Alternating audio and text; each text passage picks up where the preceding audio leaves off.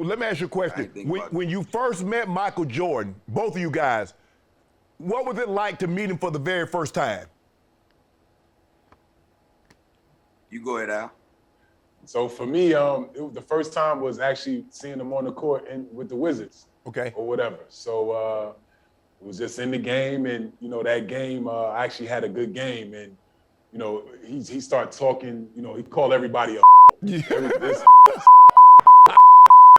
So finally, I got to the point where, like, I know it's Michael Jordan, but I'm like, damn, OG, you gonna keep calling me a. He like, nigga, you a. I'm like, yeah, he called me a little. So I had to wear it, but after that game, we went to an overtime, and I had 35 that game. He had 41. They won the game, and after the game, he signed some shoes and sent it to me after the game. It was like best wishes, keep playing hard, and all that. And I didn't even ask him for them. So for me, it was like, obviously, I grew up a Knicks fan, right? But obviously, everybody, you gotta like Michael Jordan right. At the end of the day. But it was just, it was a surreal moment for me. But at the same time, I went out there and I competed against him for sure. Yeah. First of all, I was a Bulls fan coming up because of him. Okay. But while he was in the league, man, I hated the Bulls more than any team in that league. I hated the Bulls. You know what I mean? Like, once I got into the league, right, and heard the way they talked to us, and you know what I mean? Like, they knew they was at the top of the mountain. And man, I'll never forget my first time. I talked about it in my Hall of Fame speech, and I wasn't lying at all, man. He didn't look real to me.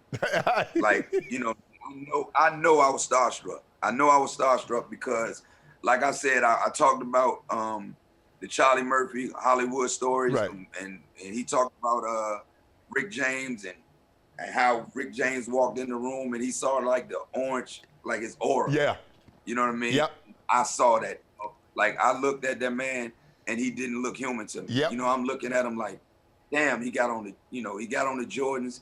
He don't even have on the NBA socks.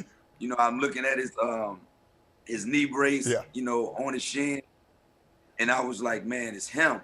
You know what I mean? And my teammates, they teased me before the game because they was like, you're not going to play your game because, Mike on the floor, your idol going to be out there on the floor. You're not going to play your game tonight. And I was starstruck. But when that ball went up and somebody's hand touched it, it just went away. You know what I mean? It was showtime, time to dance. That's what I tell people. The very first time I met him, I was on an elevator. He was on there with his first wife, Juanita, back in Atlanta, the Super Bowl. And I'm looking at him, and he probably looking at me like, this dude weird. I know who he is. He like, but look how he looking at me like, I'm like, he like he was levitating. He didn't look real. I like, man, that's Michael Jordan. It was like, I'm talking about, it's the closest thing. In the Bible they talk about how the disciples they saw G, and they're like, he don't even look to this day. Every time I see him, he don't look real. I've never been like that with a man before in my life, and I've met some big time. I've seen Samuel Jackson, Denzel. Man, from Samuel Jackson to Denzel, LeBron, and Shaq, Kobe. But this, he when it comes to that, he ain't real. I'm right there with you.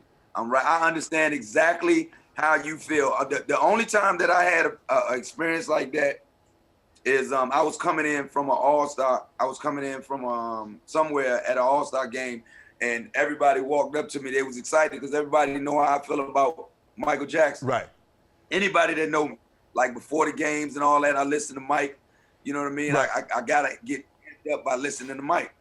And he walked in the hotel, and I came in after, and everybody was like, Chuck, Michael Jackson just came here. And I felt faint, man. And I was so happy that I didn't see him because I thought I was going to be all on the internet or whatever. Like I thought I was going to really pass out like one of them fans. Right. You know what I mean? When I see, like, that's how much I love that man. And I didn't even see him, and I felt imagine if I would have saw him. He felt faint. I felt faint, bro. And I understood. I'm like, oh, okay, now I understand what them fans be going through when they see him. Because you know Mike used to jump on the stage and don't say nothing for a few minutes. Right. And everybody just passes out. This man ain't start singing nothing. Yeah, he said let it simmer. He said he ain't gonna say nothing. He just come on the stage, he just stand there, he said let it simmer. Just let that thing Let it marinate. Yeah, just keep the focus, just let it simmer. You know what to do. Hit the subscribe button and become an official member of Club Shay Shay, where we do something before two something.